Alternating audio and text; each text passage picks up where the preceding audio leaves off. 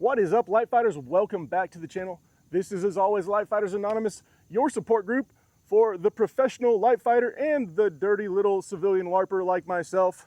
Welcome back and thank you for clicking over to my video. Guys, here at Lightfighters Anonymous, one of our tenets is having standoff weaponry. And if you do not have the ability to feed and load your standoff weaponry, then it is no good.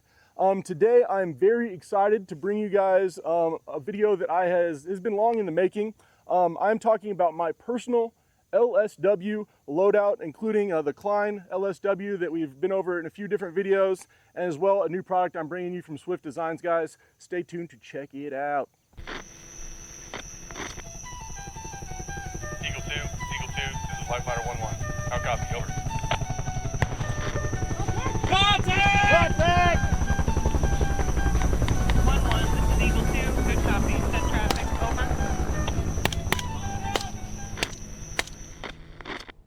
All right, guys, I know what you're thinking. Another loadout video from another guy trying to be a gun tuber, and I am sorry for that, but hopefully this will give you something to rot your damn brains at while you're on the shitter or you're thieving time from your bosses at work, guys. I'm very excited about this video. I spent some time making sure all of these gear items and considerations were kind of how I wanted them before I just shat out some quick product about the stuff that I had. Today I'm bringing you my Klein ar-rpk, as well as my Swift Textiles and Designs Bandolier. I think this is an awesome product that I have been partnering with the guys at Swift to kind of develop, just so you have a little bit more ammunition in the field to feed these beasts. So without any further ado, let me go ahead and take you through my personal loadout, nose to butt on my Klein ar-rpk, and then we'll go ahead and get into the soft items in the gear that I'm carrying in my loadout to support the rifle and kind of the L.S.W. role, kind of fill that out.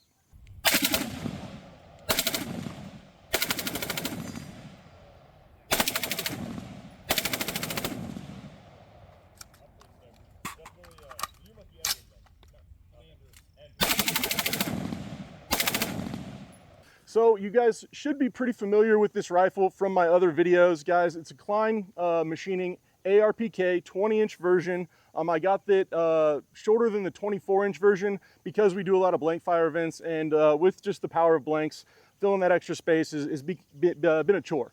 So I got the 20-inch version strictly because we do a lot of blank firing events. If I was shooting ball ammo all the time, I probably would have got the 24-inch version. This is supported by just, you know, any old regular lower, but inside this lower, I have the Militia State Armory MBT-15. That is a 3-position forced reset trigger. We've beaten this to dirt in some other videos, so I'm just going to go over kind of what I've done to this thing to make some changes and keep it, well, what's not standard. So the very first thing up front you'll notice is I've gone with just a plain old A2 flash hider. That is for no other particular reason other than it takes and accepts a BFA. Lots of other cool options on here. I like the 3-prongs even. I've even seen some testing video where the 3-prong flash hiders are the best for actually suppressing your flash besides the suppressor. Now, me personally, I don't own a suppressor, and I'm not going to run one on a fully semi-automatic rifle just because that's asking for more problems with heat issues and stuff like that. Moving back, I do have the clamp-on, permanently pinned front sight post. This is offered from Klein Machining as another option. I got a video I'll link below or in a corner or something like that about how you install this actual thing. And then supporting this next to it, I've got Klein's Gen 3 bipod. This is the one he's making himself. This is the current Gen 3. Excellent bipod. It allows you to cant your gun left and right while it's on the ground, so you can reload, which is actually critical for running these guns. I didn't hit it once, did I? You'll notice that I've got mine currently on a tripod. I'll get at that in a second. Moving on back, another critical feature on this thing I have is this Klein machining handle. And what this allows you to do is pick this thing up when it is very hot. These things get hot after a single mag. After one mag, you don't want your hand anywhere up here for probably 5 to 10 minutes. They get hot and they hold heat. So once you're shooting, remember this is a light support weapon, not a stationary machine gun position. Those are different weapons. This thing's designed to be brought along on the assault, so you need a way to carry it and move it while it's hot. So a handle, and I would honestly, you know, wear gloves as well. I also, for carrying it, have put on here my favorite sling. This is the Swift Designs and Textiles Lightfighter green. I forgot what he's calling this sling, but it's in Lightfighter green. I know he named the color after me. Rock on. And it is my favorite sling. He did send me this one. That's because I promoted the hell out of his last one and I love it so much, and he's a sweet guy. So shout out to the guys at Swift. More from them following here in a little bit. So moving backwards on this ar-rpk here, or this L.S.W, you'll notice that I have this on a tripod. Let's go ahead and go over this guy real quick. I've got it attached via what is called an Arca Swiss mount. These are what camera people have been using for a very long time, and precision rifle guys have been attaching these to the bottoms of their rifles so they can use nicer and more secure tripod interfaces for a long time. This is really simple. I've got mine oriented so it only slides on back to front, but then just with a quick twist of this ball, twisty boy, right on this side, it locks in to the rifle, and then I can lock my ball twist with this knob over here on the left. And you'll notice I can kind of adjust my tension here and sweep my rifle appropriately. So why do I have this thing on a tripod? Well, because sometimes you will find yourself in a defensive position, and this tripod gives you a little bit more capability and reach than just the bipod that's built in. So what this is this is just a bog death grip bipod. I do forget which specific version it is. I like this bipod because it's got multiple positions and it's not too heavy. I did not get the carbon fiber version. I actually wanted a little bit of weight in my tripod setup because, again, this is going on an auto rifle. But this bipod's fantastic. It doesn't weigh too much. You can obviously, you know, stuff it in the bill of your CF1 quite easily and ruck it around, or just back across your ruck if you're a designated L.S.W user on your team. And if you're not going to be in a defensive position, if you're going on assault, you obviously don't want to bring it. What I've done to this guy is just wrap it in some shot cord, taped it on there real good, and then went and threw some old strips of cami net on there just to give it a little bit of barrel and hatchet vibes. Rock on, guys. So again, a lot of people are asking, why the big tripod? Is it really necessary? No, not necessary, but it does add a little bit of function. You'll notice that here with a 40-round magazine and my Klein bipod on the ground, I am pretty much resting on my magazine if I need to shoot any elevated angle whatsoever. If I'm not shooting dead flat, I need to rest on the magazine, which is not great for loading. I personally don't like 40s. I don't like 60s. I like 30-round magazines, and I like having a ton of them. They're just simple. Why? Call me a fucking boomer. I don't care. But I like the simple 30s. This tripod, however, gives me the ability to run any size magazine you want to feed this thing, shoot really high up a mountain, shoot really down low in an overpass, or my personal favorite, shoot from a seated position behind cover, you know? So this can go nice and high. We can put a cement wall between me and the bad guys, and I can shoot through a little port all day and all night. So the last little bits of the L.S.W here, one thing that I found was absolutely necessary, once you've got this thing running like a top with an H3 buffer, it started walking its pins, its cheap little lower parts kit right out. So anti-walk pins are a must on your LSWs if they're running hard and fast. I went ahead and threw just a primary arms 3x prism on mine. This is a sight I love. It's got an edge reticle, it's got an illuminated reticle. It is also night vision compatible as best you will.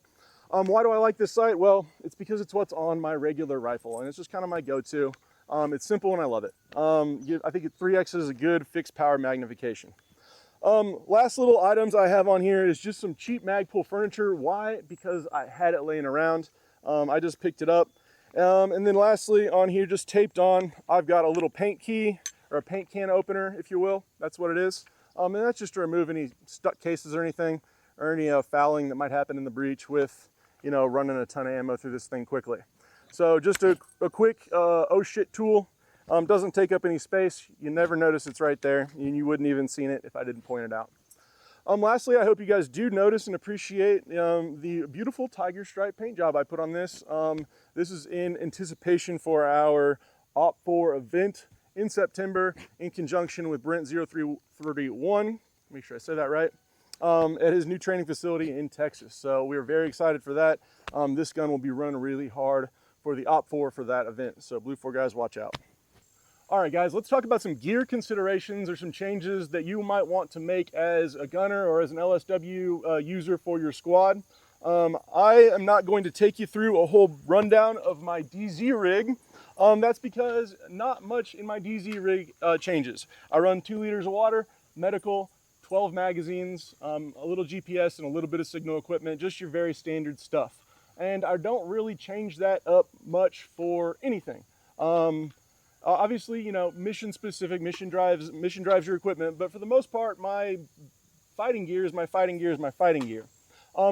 What we do need or want to add to a weapon system like this is the ability to feed it for a little bit longer than a regular old rifle. So the only thing I change is more ammunition. And for the longest time, people, infantry, light infantry specifically, have been fighting this problem. How do we bring more ammunition into the field ready to go? And for the longest time, their solution has been a bandolier. So guys, I'm very excited about this product right here. This is a product that I have worked with Swift Designs and Textiles to kind of develop and bring into a real kind of out of a prototype phase and into almost production here. This is the Swift Designs and Textiles Bandolier. I think the name is still underway here. We haven't quite named it yet. But what this is, guys, is just a redesigning or a remastering of the classic bandolier. I am already in love with this thing. We've been through a couple versions of it. I'm going to take you through it. First off, uses the same sling material as his classic sling right here. I like this material a lot because it's soft and it's easy to adjust on the fly. One-handed adjustment, nice and loose. Nice and tight. All right, you saw I was using 2 hands, but I was cheating a little bit.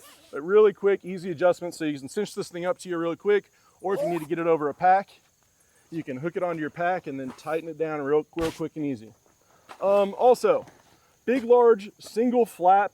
That means one buckle is open, one buckle is closed. So I love that feature right there. It is a large, generous flap too with a big belt. So if I needed to stuff some rain gear or anything under here, or just basically a whole coat, you can stuff shit in this bandolier and then again cinch it down nice and tight. Obviously on the flap gives you an ID panel because everything cool has a little bit of Velcro on it. Inside you're going to notice that I have a bunch of ammunition on stage right here. I don't know stages. I got 5 mags on this side, 4 P mags on this side. So this thing will hold 8 P mags or 10 aluminum magazines. These are all 30s, and yes, I do just run 30s. Will it hold your 40s? Yes, it'll hold your 40s. I happen to have 2 40s. I hate these things.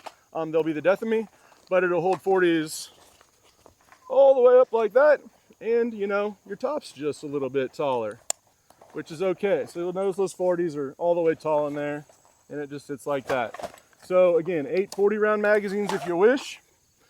These pockets are very generous. They were modeled to hold, they're modeled kind of after the size of your back DZ rig pockets here.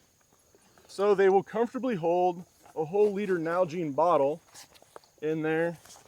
So you can easily just change this into possibly the most low profile Lightfighter rig in the world. A couple magazines, a liter of water. On the sides, you've got some laser cut molly webbing. So if you need to add a grenade pouch or a compass pouch or anything like that, you've got that capability to add a pouch on there. On my side, you'll notice I just put a carabiner to hold gloves and some ear pro because this thing goes with my L.S.W, and shooting through 10 mags of ammo without any ears on would be a little bit crazy. On this side, I just have some classic infantry tools, a Sharpie and an MRE spoon. That's because you'll find yourself using the spoon a lot more than the rifle.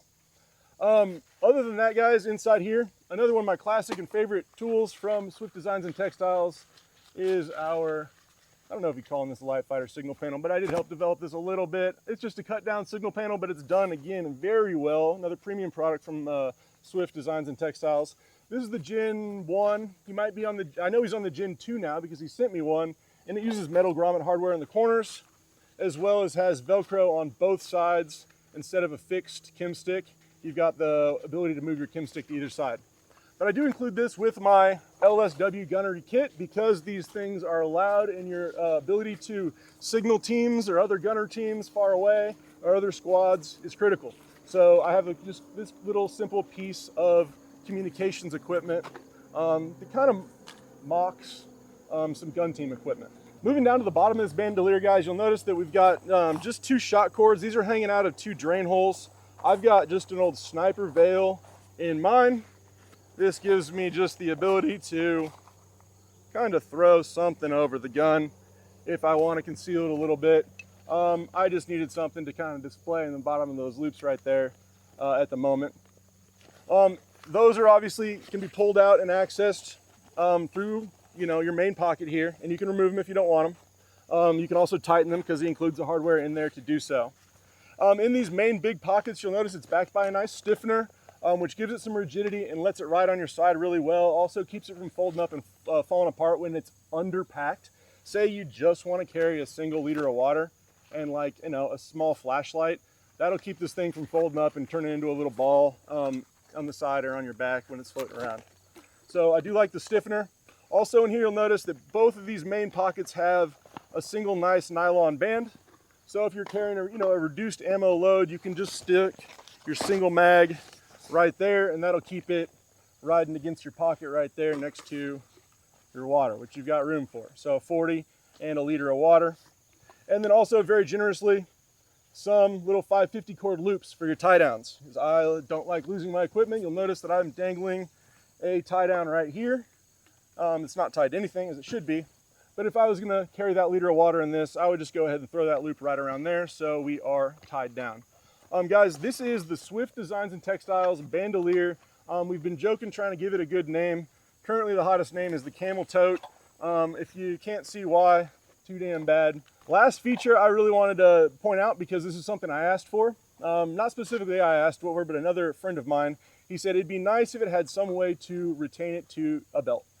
So instead of just having this thing flop around on your left, right, and side all day, if you wanted to run a belt through here and then clip it on because you did have 10 mags of ammunition in here, you've got that ability to run a little nylon webbing, just a cheap piece of whatever the shit you take off your Crossfire backpack right when you get it. You can clip it on here, and you can clip that around your waist.